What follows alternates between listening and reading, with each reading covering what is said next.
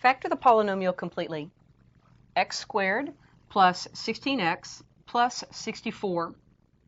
Notice first that there's not a greatest common factor to take out of there.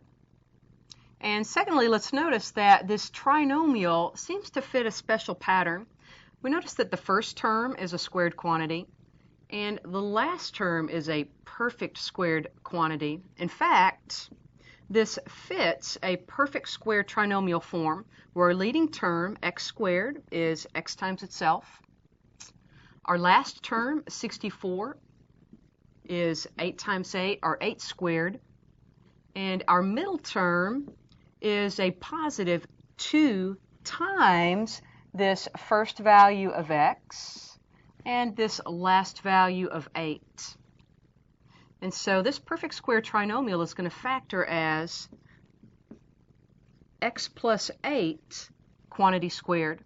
The completely factored form of x squared plus 16x plus 64 is x plus 8 quantity squared.